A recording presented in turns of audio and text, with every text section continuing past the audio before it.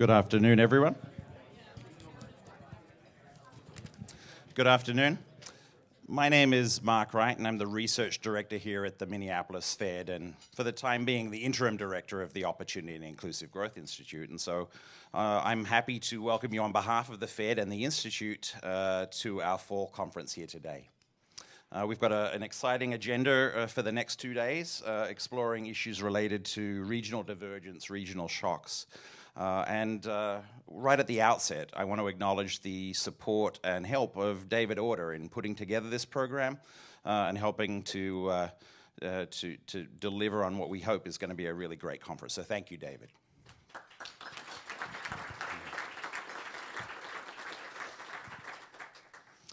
So to kick things off, we're going to hear our first keynote address from Esteban Rossi-Hansberg. Esteban is currently, I'll make sure I have this right, the Theodore Wells Professor of Economics and International Affairs at Princeton. But long before he was that, he was a graduate student at the University of Chicago at the same time that I was. And in fact, I was his teaching assistant. So usually I would use that as an excuse to say I've taught him everything he knows. But the truth is I was learning from him even as I was a teaching assistant, and I've continued to learn from him through 3 separate collaborations. And I'm looking forward to learning more from him today as he talks about diverging trends in national and local concentration. So thank you, Esteban.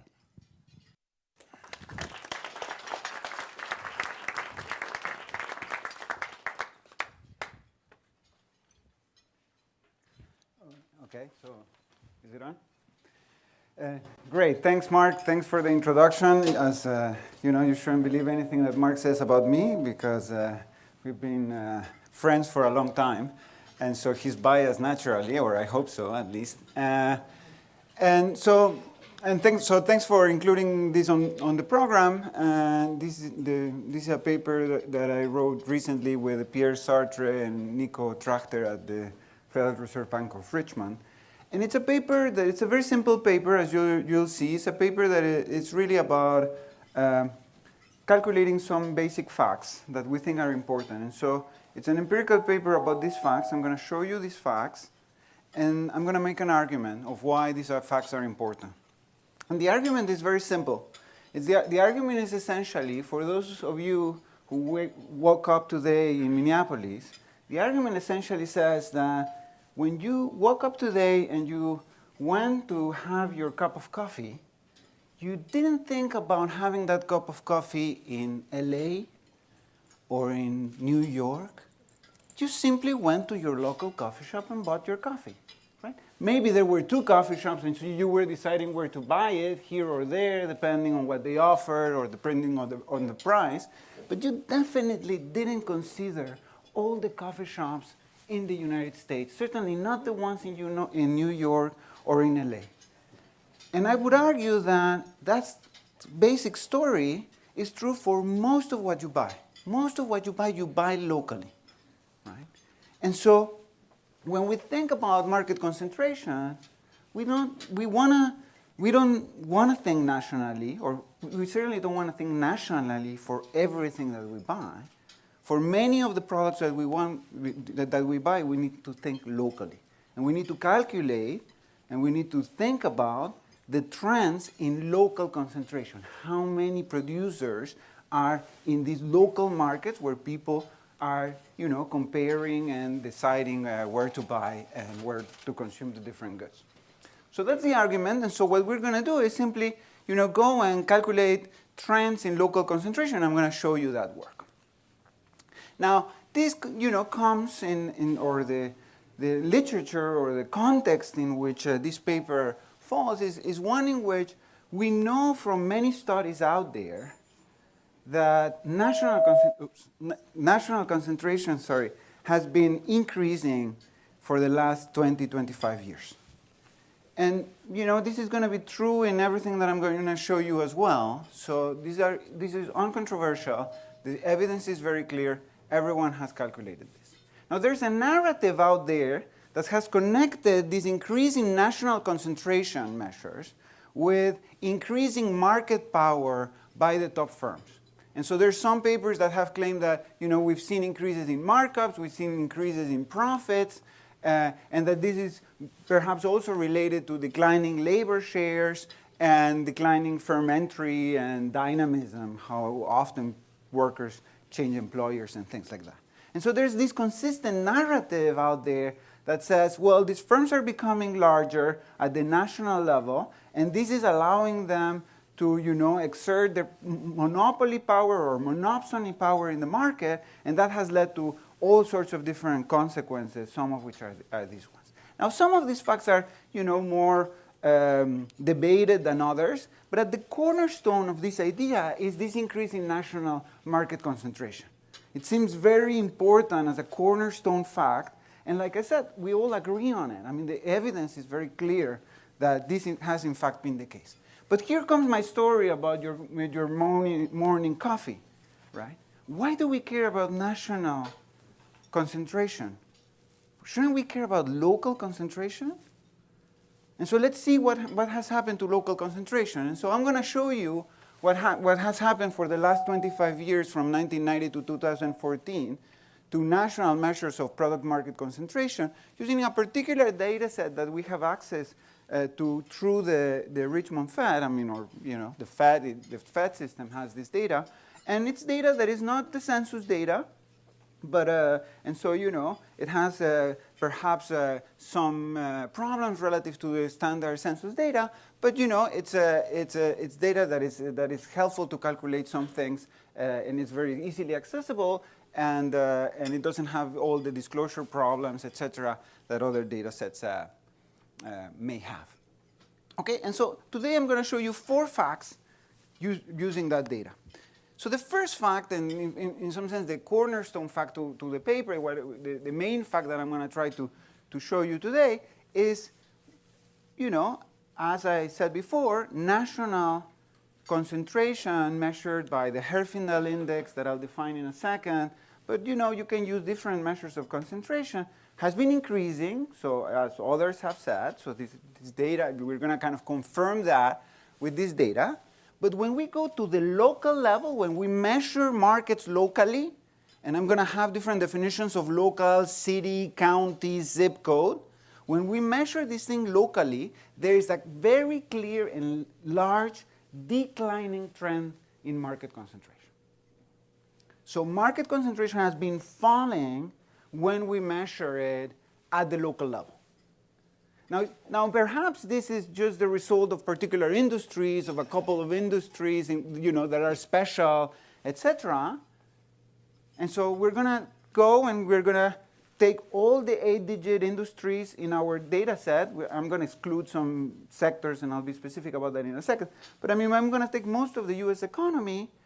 I'm going to go to the very fine industry classification. I'm going to measure trends in both national and local concentration. I'm going to ask the question, well, are these diverging trends, increasing national, decreasing local, pervasive in the US economy? Are they everywhere, or are they concentrating in particular sectors? And I'm going to try to convince you, or I'm going to show you evidence today that says pervasive everywhere.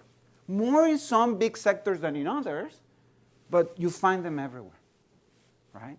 So that's the second main thing that I'm going to show you. The third one is I'm going to ask the question, well, how come?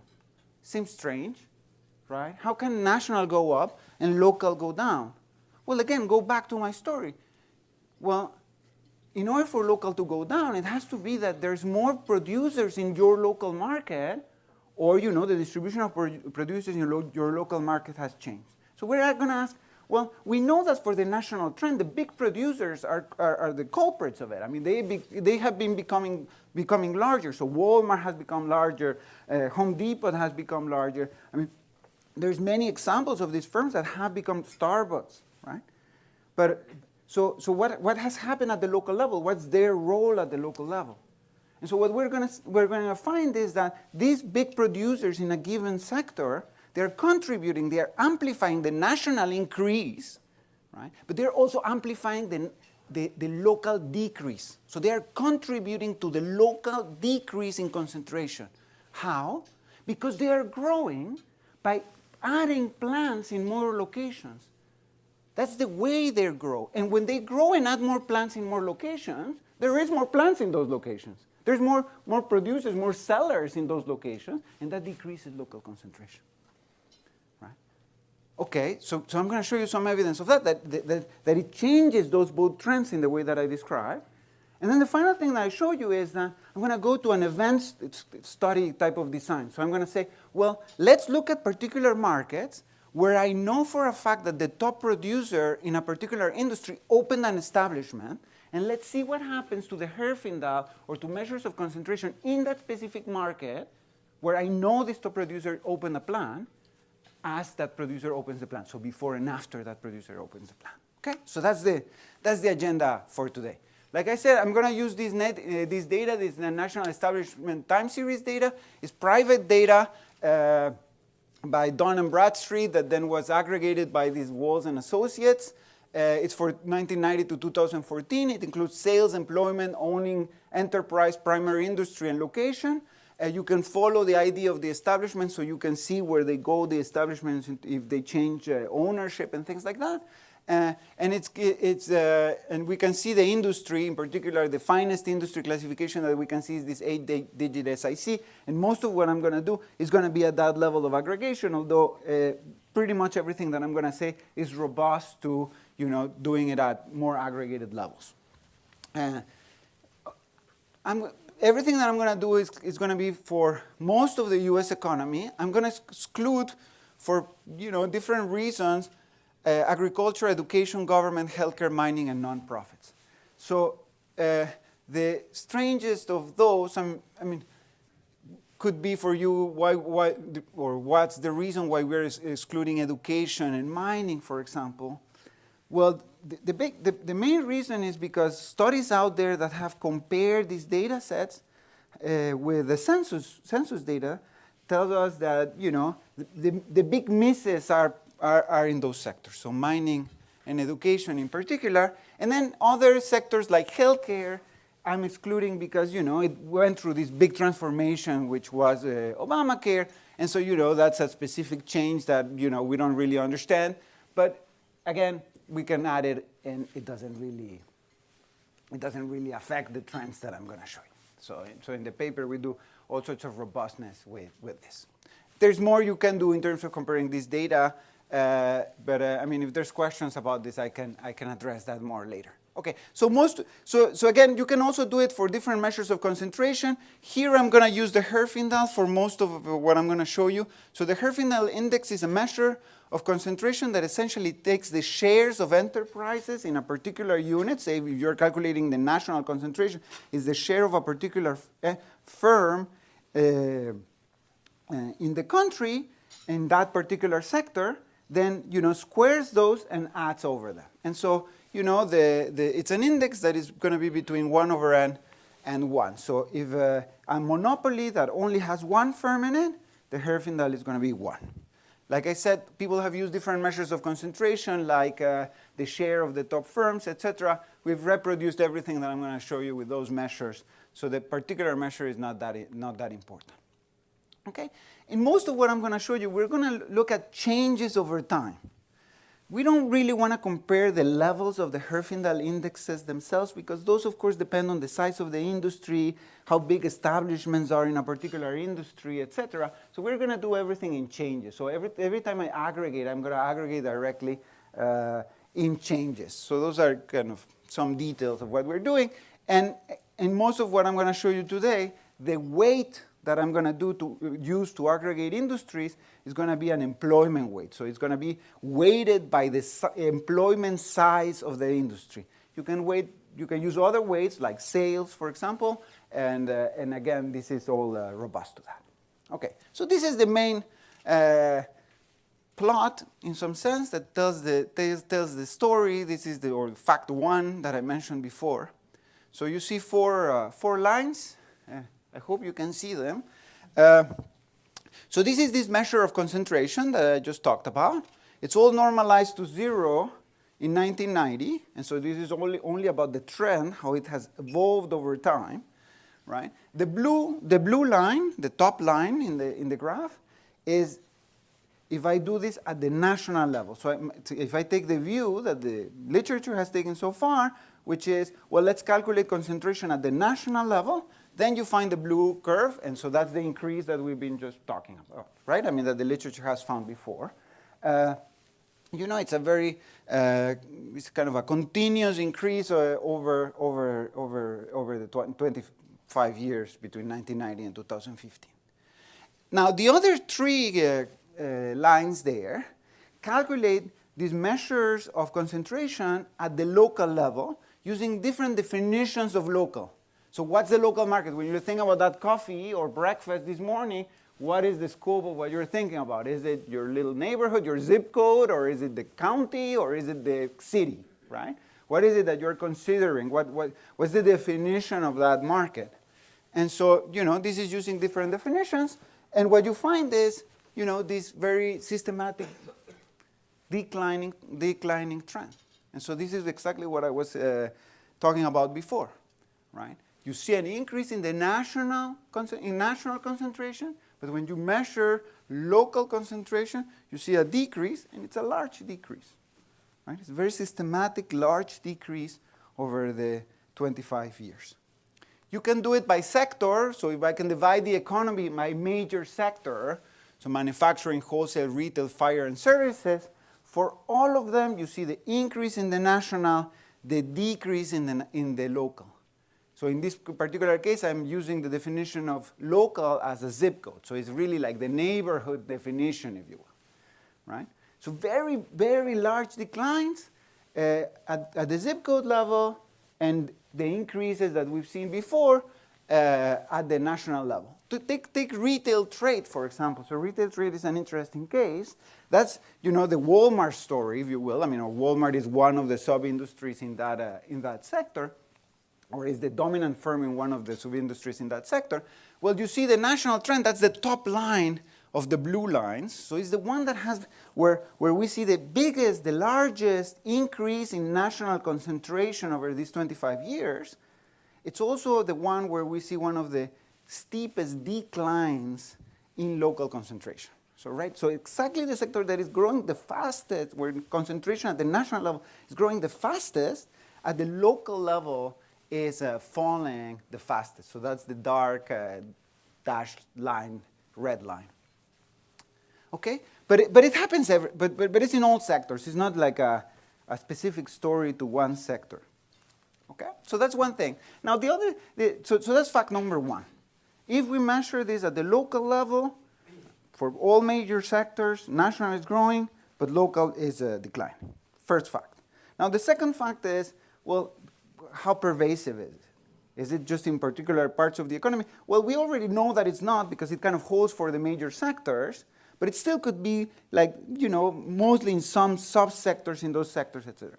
So what I'm going to do is I'm going to take every SIC 8 sector, and I'm going to calculate like a slope of the trend in national and the trend in local concentration. And I'm going to classify these sectors by the sectors that have like a positive national trend, that's 61% of employment in the economy. Those sectors amount to 61% of employment in the economy. But if I look at sectors that have a negative local trend, they amount to 77% of employment in the economy. So 3/4 of employment in the economy is in sectors where concentration has been falling. That's what they said, right? Local concentration has been falling. And then if I look at sectors where I have diverging trends, namely positive national and negative local, those amount to about a little bit less than half of the economy, so 43% of employment in the economy. So here is a graph that can help us with this. So this is ordered by big sector, so retail, fire, services, wholesale, and manufacturing, and then you see like the two-digit industry there. And for each two-digit industry, I have like a bar graph. So the bar graph goes from 0 to 100, and it shows you the percentage of employment that I can classify in industries that have particular combinations of national and local trends. So everything that is blue, just visually, everything that is blue, right? These are these are industries, SIC industries, where you see increasing trends both at the national and at the local level, right? So blue means both are going in the same direction. So your standard kind of story out there, I guess. Now, everything that is red is diverging trends. So that's the story that I'm giving you, right? Increasing national, decreasing local.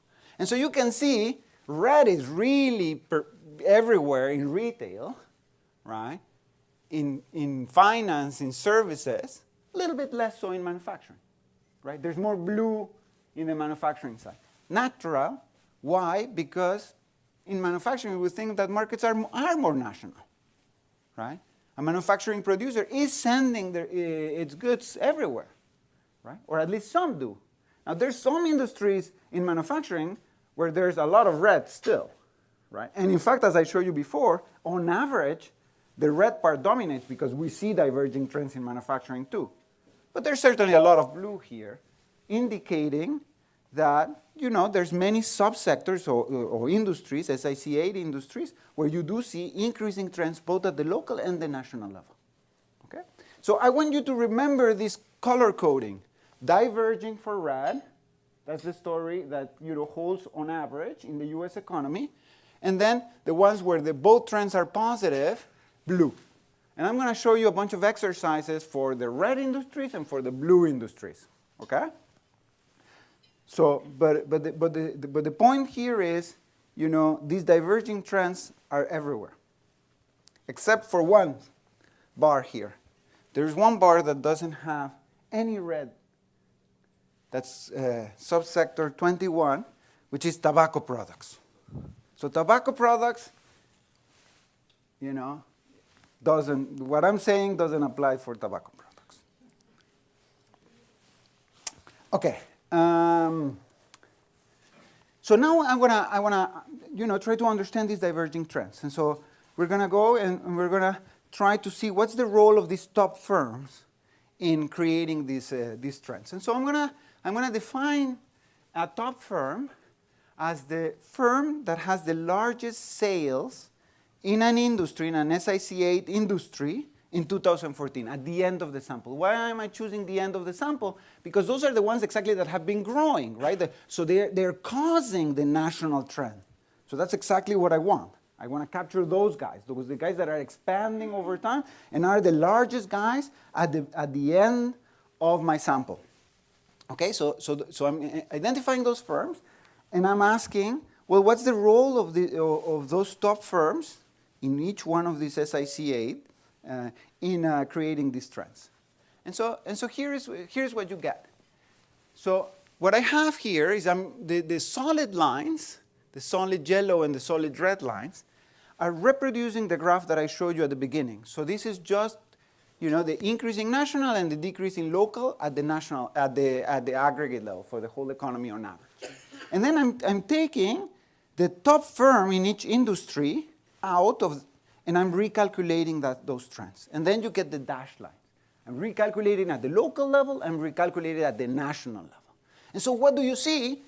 This is what I was telling you, is, well, if you take the top firm out, the national trend is less positive, is less pronounced.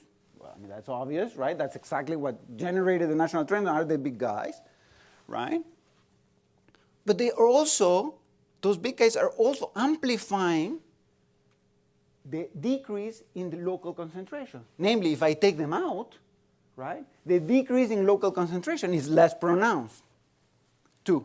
So that tells me that guy helped decrease national concentration in the statistics that I'm giving you, right? And so that's what I was telling you. Now you can take the top firm. You may think, well, in some industries it's not just the top firm, but it may be more than the top firm. So you can take the top 3 firms out. You can do different things. You know, this is again fairly robust to all of that. And so again, this is telling us, look, the expansion of these large firms, of these top firms, seem to be creating this, diverging behavior between the national concentration and the local concentration. And so what's the story? The story is what I told you before. The story is they are expanding, but they are expanding by adding new establishments, right? And when they expand by adding new establishments, they are becoming larger, right, at the national level, but they are adding more local establishments, and so local concentration is falling. And this is happening for all these diverging industries. Now, if I go, on the contrary, to the blue industries, to the industries where I see both increasing national trend and increasing local trend, then I get a completely different picture.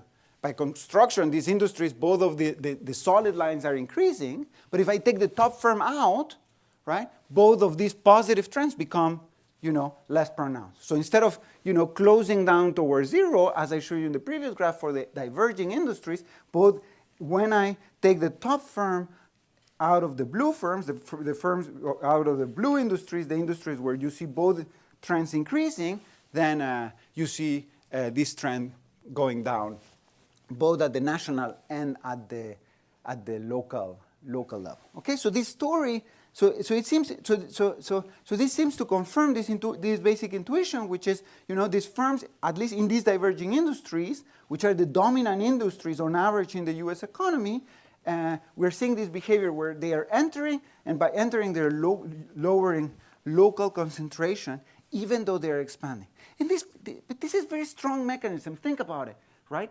Think about, it's like, suppose there's one producer in every location in the US. So we're starting from a situation like that. Everything is spread out. And these producers are, single, independently owned producers in each location. So that's the way you start the economy. And here comes big guy, right? And big guy, takes 99% of the market everywhere. Now, obviously, now they have 99% of the national market, right? So national concentration has increased big time, right? But what happened at the local level? Well, now there's two guys, one that has 99 and one that has 1%. Before there was only one guy that had 100%. So even if the top guy comes in and takes a big share of that market, right, you're going to have decreases in local concentration. That's exactly what you see in these industries, in the red industries. So we're going to do one extra exercise, try to tease this out a little bit more. And so what we're going to do is the following. We're going to look at all these places and where we see a new establishment of a top firm, identified in the same way that I did before for the graphs I just showed you. So I'm going to go identify where do I see an entry, and wherever I see an entry, I'm going to look at the evolution of the Herfindahl index with and without that entry. Okay? And so that's what, and I'm again going to do it for the red industries and for the blue industries, for the industries with diverging trends and for the ones with both positive trends. And this is what you find when you do that exercise. So 0 is the time when you see the establishment entry. So the entry so the establishment is opening at 0. Before, that establishment wasn't there, and then afterwards that establishment is in the data. Okay? And so this is what you find. You find, you are around constant here. There's a little trend there, maybe, right? Then the establishment enters, Herfindahl falls, right? And then it stays low for the next 7 years, right? At least 7 years. Perhaps, even if you go longer than that, then you start getting a lot of selection issues with the data. But you can, but at least for 7 years, it stays a lot lower than what it was. If I calculate the Herfindahl without the entry of the top enterprise, then you keep it more or less constant. So what this is telling you is, top firm opens an establishment, and what does that do? There's one more establishment out there that lowers the Herfindahl in that location. It stays low. That's for the diverging industries. What do I find for the blue industries, the industries where you see both trends going up, right? You find a very different story. There, again, you see the entry. The entry, again, lowers the Herfindahl. That's natural, right? Because there's one more firm, by definition, in that market. But what happens over time, you see a big increase in the Herfindahl, And a few years later, you know, the Herfindahl starts to become larger than what it was when the establishment entered. And so that's the different story. One story is, you know, big guy comes in, opens a store, and, you know, it's one more store, it's competing with all the locals. Concentration went down and stays down. That's a pervasive story in this economy, in the U.S. economy. And then there is a much less common story, about 20% of employment story, where, no, big guy comes in, kills everyone, Herfindahl goes up. That's this story. Takes a little, there's a few years, but eventually Herfindahl goes up.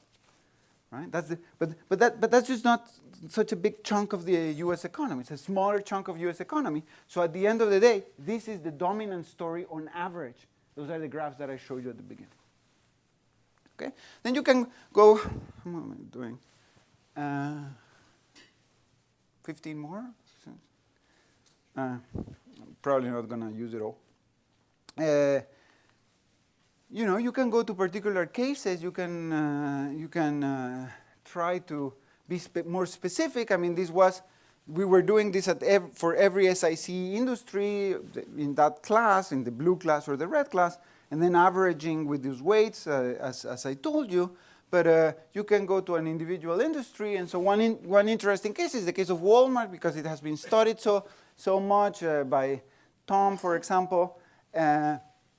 And so we do this for Walmart. So Walmart is Walmart is in one SIC 8, or most of Walmart is in one SIC 8, which is these discount department stores. So we can take that industry and do exactly the same exercise that I just showed you for the economy, or on average for the economy, but for just that industry. Now that is an industry with diverging trends. So if I calculate these trends for that particular industry, is one of the red industries, right? So let me do it for Walmart. So this is the case of Walmart. You have, so Walmart store enters, and then you see the Herfindahl down for quite a bit of time. Now you can start asking, well, you're doing this for zip codes, and maybe Walmart doesn't apply to zip codes, it applies to counties, or it applies to cities, right? And it matters a little bit what that definition is in terms of for the how much the Herfindahl falls, etc. But the story is generic, and the particular definition of the industry, you know, is all of this is robust to the particular definition of the industry in terms of like an SIC 8 vis-a-vis, you know, SIC 4 or 3 or something like that. So this is the case in Walmart. Now, one advantage of going to an individual industry is that I can also show you numbers of establishments in a way that makes sense. You can interpret easily. So this is what happens to the number of establishments as a result of Walmart's entry. So again, Walmart entered at time 0. And so what happens at time 0? There's some exit, right?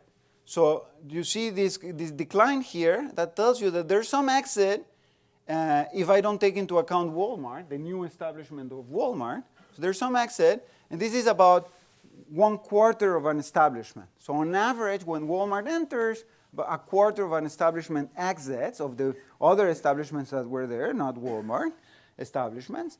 And then, but of course, there's a new establishment, which is the Walmart establishment itself, right? And so overall, the number of establishments actually grows at the zip code level. And then there's a little trend there. I mean, you can see it. But the gap between those two lines, that's the one establishment, right? And that stays more or less constant over this period. So yes, some exit, but there's the entry itself of the establishment, and that is the story. That's the story that increases or decreases local concentration. So that's really what I want to show you. I definitely welcome all the comments. So what's the takeaway from this is, well, national concentration increasing, local concentration decreasing. Why is this important? Well, it's important because we really don't have theories that link decreasing local concentration. Forget about theory. You don't have mechanisms that link decreasing local concentration with increasing market power. Right? So for those red industries, this idea that the increase in the national concentration of these firms is bad for product market competition is, at the minimum, questioned by these facts. Right? At the minimum, questioned by these facts. Now, of course, there are some industries where that may be a problem. That's all the blue industries, right? There, I'm not saying that this is not an issue, of course. But for the red ones, where we've seen the decline in local concentration, and remember, there's 75% of employment in the US economy is in sectors where you see a decline in local concentration. 75%, right? So that's really the big chunk of the economy. And so, we have to perhaps rethink all those conclusions in light of some of these facts. And in fact, I mean, if you read what Carl Shapiro, or you listen to what Carl Shapiro, which is kind of one of the U.S. experts in antitrust, I mean, he's been hypothesizing exactly this. He's been warning people to say, look, these measures of national concentration, this is not what antitrust authorities should care about. Markets are not, these are not the definition of markets that we want to use when we do antitrust policy. And so, but the issue is when you go, so he was hypothesizing, he was saying, well, perhaps when we go to the right definition of a market, this is going to be different, we're going to find different things, but he didn't have any evidence that, in fact, we did find those things. And this is some evidence that, at least for some sectors, and in a big chunk of sectors of the US economy, this is, the trends are very different when you look at these definitions of a local market. Now, of course, large firms can have other problems that have nothing to do with what I showed you. This is all about product markets, right?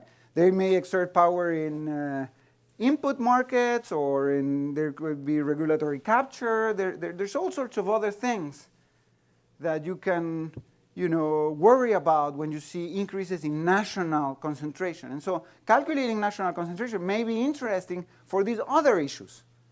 But if you're thinking about the market for coffee, cups of coffee, it makes no sense to calculate concentration at the national level. And so we should care about local concentration, and the trends that we see in local concentration, at least according to this data that we've got access to, right, are very different, are clearly declining. Thank you.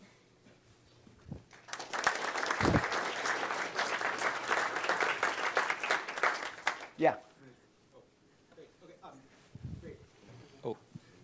Thank you. Great talk. Two points. First, I think that the notion of concentration is going to vary enormously, not only across whether you're talking about products, but also whether you're talking about the labor market versus the product market itself, right? So many of these locally competing stores are selling nationally produced goods, manufactured goods, or even services that are made by national. So the fact that there's local competition doesn't tell you there's a lot of product market competition for those things if there's a lot of outlets selling the same good. But of course, for the labor market, it matters enormously, right? If they're competing, if workers are, choosing among 10 different car dealerships or 2 car dealerships. So I think these actually these metrics may be very different for different sides of the market.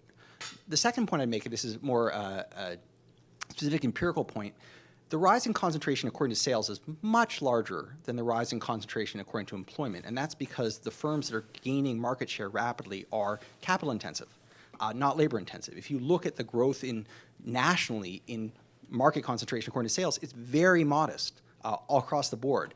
So it seems like the right way to do this when you're, and Walmart has much more sales per employee than does your local stationery store. So I would think if you had the data to do this using sales, and I'm not sure the Dun & Bradstreet data are reliable for that, though I'm not sure they're reliable for employment either, you might get a different answer, at least qualitatively not nearly as dramatic a divergence between the national and the local. So that seems worth exploring. So I mean, just to address that right away, we've reproduced all of this for employment, right? So I mean, there's questions about how big these trends are, and we can compare the magnitudes.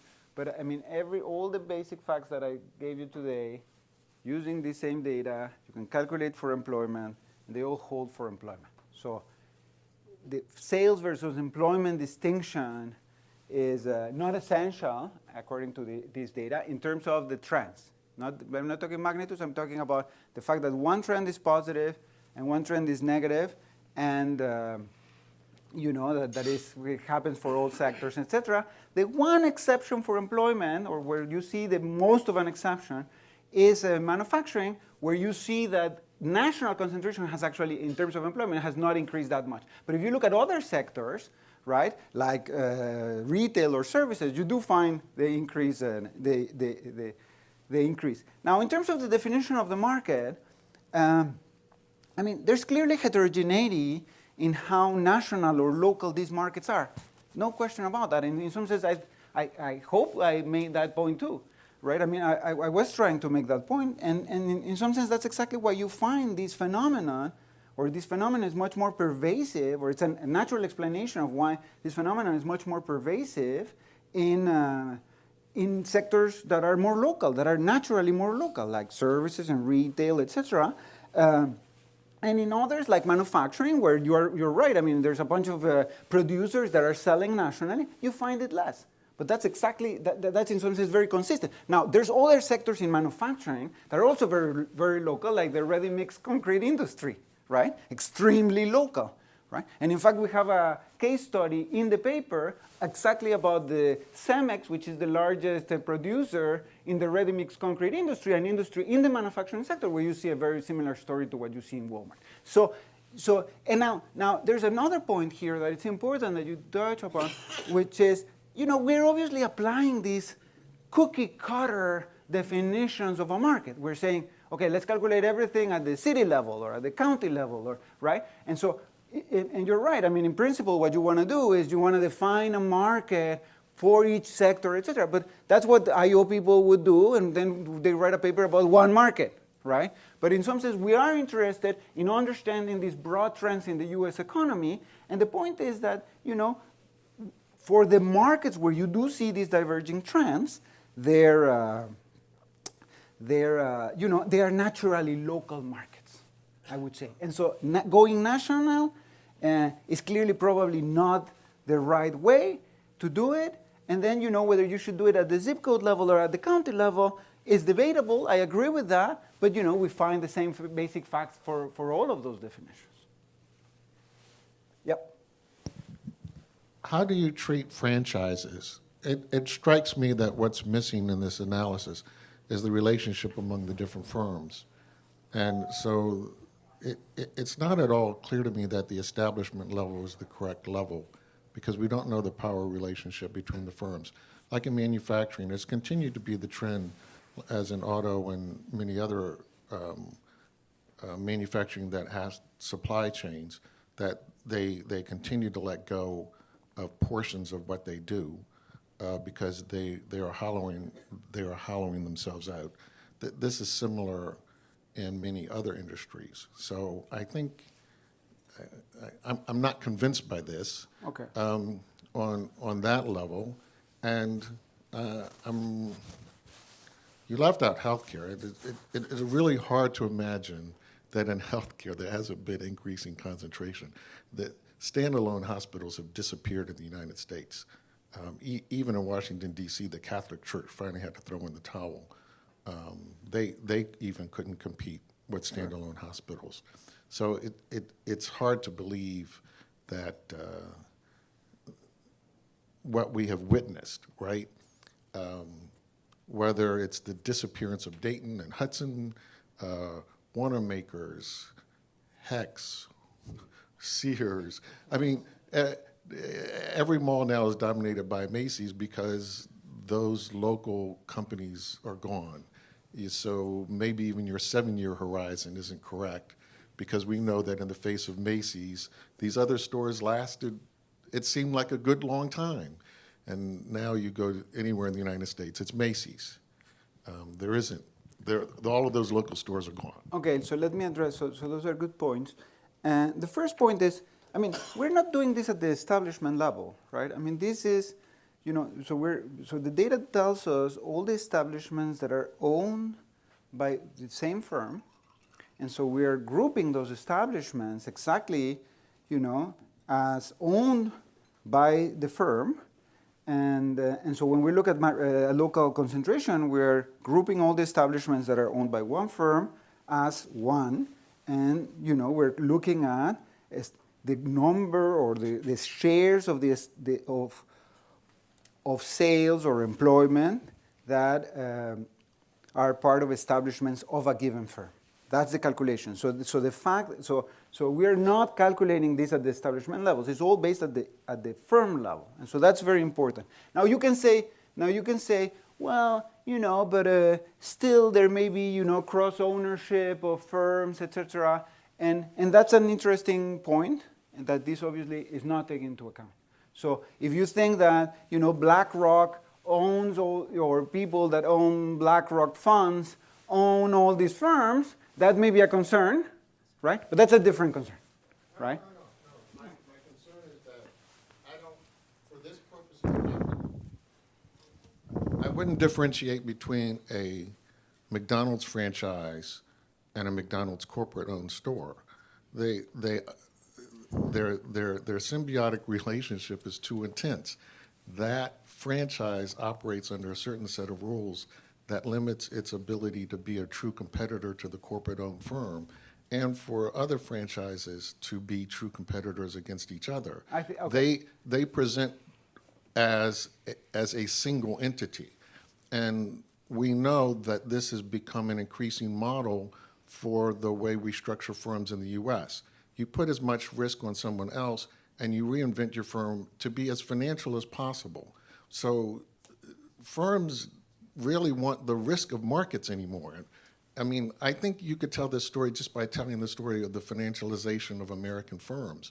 They increasingly see themselves, as you look at the way they're structured and what they do, they're really finance firms.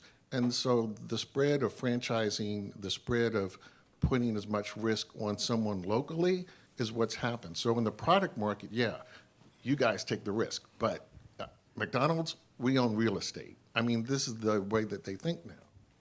I mean, I would need to look into franchising. I mean, we haven't addressed franchises in particular, and I think that's a good point that we can explore more. Whether that's big enough and it's going to carry the day in terms of building up to the national concentration, I doubt it, but we haven't explored it. And in some sectors, it may be important. I don't want to disagree. Let me just say one word about healthcare.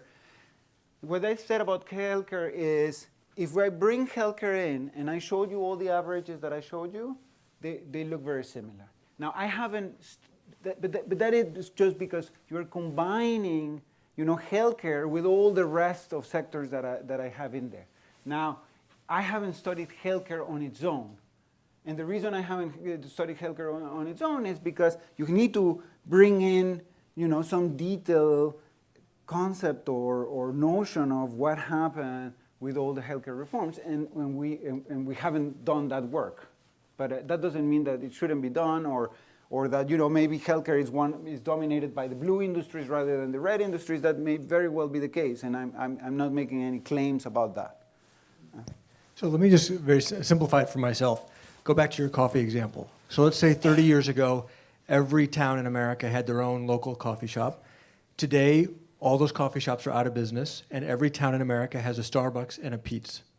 That would support the data that you have, exactly. Absolutely. Correct? Yes. So let me just ask you a philosophical question. If we're in a world where every town in America has a Starbucks and a Peets, and only a Starbucks and a Peets, are we better off?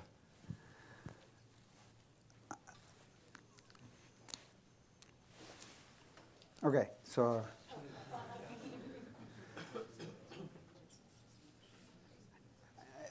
the reason I'm stopping and I'm not answering that question right away is because there's what we do and what we have done research on and what this research can say, and then there is my opinion about, what I believe, given, all the different inputs that I have, etc. This work is saying you see more producers with lower local Herfindahl's. And that can definitely be the result of exactly what you said, namely two chains entering everywhere, except instead of having one guy everywhere. That's definitely one story that could be there. Now, you know, the standard models that we have there, to the extent that these markets are in fact local, there are benefits from having those two producers there in terms of pricing. Now, then there may be issues. If you're a barista, maybe this is not a great world for you. I don't know, right? That's the monopsony input market issue that David was raising. And I think that's an interesting issue, but this paper is not about that issue, right? This paper is about product market competition. And in terms of product market competition, I would say yes. I would say the consumer should be better off, and I think in my sense is that in many cases we're getting better services cheaper than we used to get. You know that, you know, caramel mocha cappuccino with 2 shots of coffee from Ecuador. You didn't get that before. Hi, I have 2 quick questions. One, I'm curious if when you were looking at the local zip code and city data, if there was any differentiation across characteristics, so whether urban areas might have looked different than rural zip codes, for example, on the entrance of a larger firm. And then I'm also curious with the Walmart example, it seems when a Walmart enters, most people aren't concerned about their Target closing, but they're concerned about the smaller niche retailers and the impact it might have there. So looking across the 2 digits, I'm just curious if you looked at all at how large firm entry might have increased or had the effect you talked about with the divergent trends in its own 2-digit, but might have actually had an impact also on the other sectors of that market. No, good question. I mean, there's a lot of potentially interesting patterns once you start breaking locations between urban and rural, etc. We've done a little bit, but I mean, that's a whole other set of variation in some sense across locations that I think it's super interesting, but we haven't really done it yet. So I would love to have an answer, but I don't have an answer. Now, in terms of the industry classification, you're right. I mean, one concern is, you know, Walmart comes in, and then, you know, maybe it doesn't kill the other discount store, but it kills all the other, you know, related stores, etc. Now, whether you can capture that by industry aggregation or not, you can tell me no, because it's going to kill something that is in a different, you know, 3-digit industry. That I cannot say. So I cannot say that that's not happening.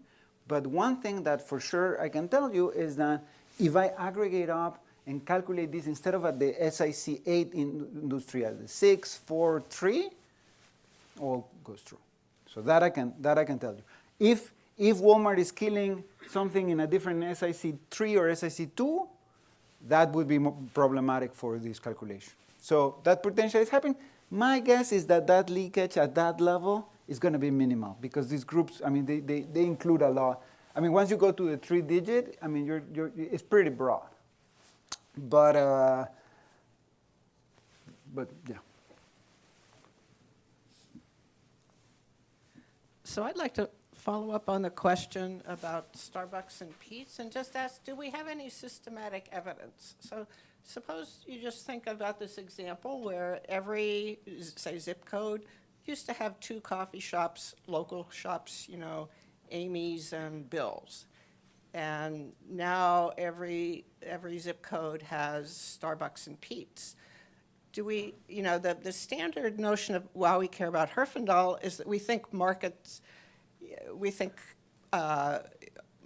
are going to be higher if there's, you know, less competition. But do we have any systematic evidence that, and the standard model would say competition is the same whether it's 2 local firms competing or Starbucks and Peets competing? Right. Do we have any systematic evidence on that point? I don't think so. I'm gonna say no, but maybe Tom makes a face, and because he knows the literature much better than me. But so I think we have like Panlegia's paper that tells us something about competition between chains. That was done. So that's essentially for Walmart and Kmart, and there the conclusion of her is that. That there was a bunch of exit as a result of this, but this was all done, I think, now I'm going to say county 3-digit, I think. Yeah, the question is more, do two big players compete the same way two tiny little players compete? Like if you thought about collusion, for example, or other. But that's that paper in the sense that those are two big chains, and then there's the local retailers. And so that's the analysis that I know. That's a different issue. But no. So that's why my answer at the beginning was no, I guess. I think we need more of it. So that may be, if this motivates more research on that, I think that's great. I'm not an academic, so forgive me if this doesn't make sense, but how did you factor in Amazon and Walmart? Because to me, a lot of that model is really just taking a brick and mortar store and replacing it with a distribution center. And does that get counted in this type of data set? If it didn't, how would you analyze that? The other piece is a lot of these little retailers or businesses are now selling through Amazon or through a Walmart. Right. And so how would you analyze that piece of it? Yeah. So that's a great question. So first of all, in terms of the definition of what I'm counting here, so we're using sales. This is, I think, but I think it applies to employment too, in the sense of, think about a Coke. So there's a plant that produces the can of Coke, right? We see the sale of that plant, wherever that Coke was, right? Or so the data tells us, right? And then that Coke goes to your local retailer, right? And we see that local retailer selling that Coke again, right?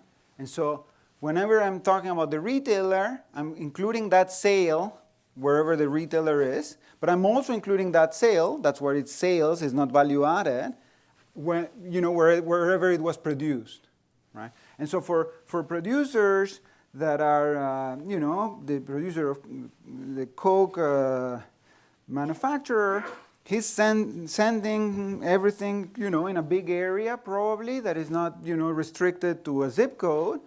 And so in that case, that market is going to be, a larger market.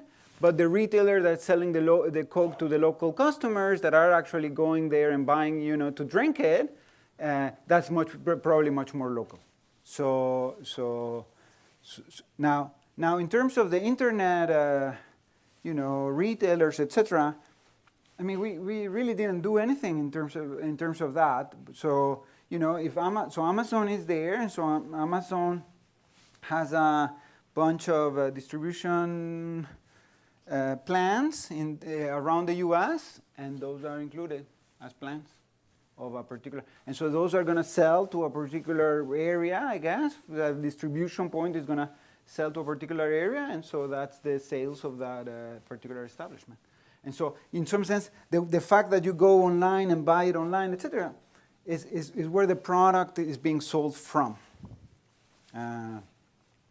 So that's why, in some sense, it's similar to employment. So that's what I was saying before, because at the end of the day, that's where the employment, where these different firms are hiring people to do it. Now, of course, that's not sales. That's more in terms of the value that is added in that particular location.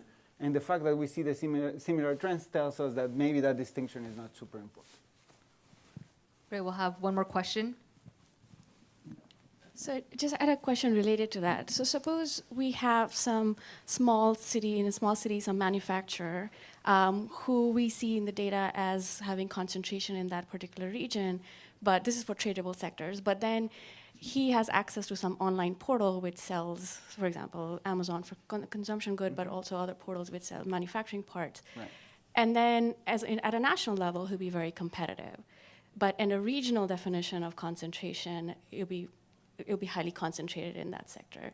So in that sense, how do we think of when you have these presence of online portals and online substitutes, or even for Amazon, which is a retail sector by definition, but they have manufacturing sectors of these small players, how do we think of market definition in that sense? I mean, I think to the extent that, you know, in some industries there's producers that are selling everywhere because the market is in fact national, we shouldn't see this divergence. And so, in fact, if there's only like a few plants in the US producing that particular product, in terms of local concentration, we should see no trend whatsoever, right? It should be flat. And so, in fact, I mean, at some point we were actually quite concerned about this because we said, well, maybe for a bunch of industries, local concentration is not changing because it's sparse enough, right? And so I didn't point to that, but in this figure, there's some black in these lines. It's not very big, as you can see. Those are the ones where local concentration is not changing. And so you see, and you see in manufacturing, there's a bunch of sectors where that's happening, and those are the ones that really conform to what you're saying. So plants are scattered, right? And so, you know, there's the measure of local concentration in some sense not doing anything because there's always one producer at those definitions of local, right? And so those are the black ones, but those are small. That's what this graph is telling you. They don't amount to a lot of employment. So, you know, this is one, let me finish with this. I mean, this is one problem with this type of research, which is there's examples for everything, right? You can find an industry that behaves the way you want, right? No question about it. There's blue industries, there's red industries here, there's all sorts of industries. But what this is about is what dominates the trends that we observe, right? And what I try to show you is that what dominates the trends is this diverging phenomenon with increasing national but decreasing local. Thank you.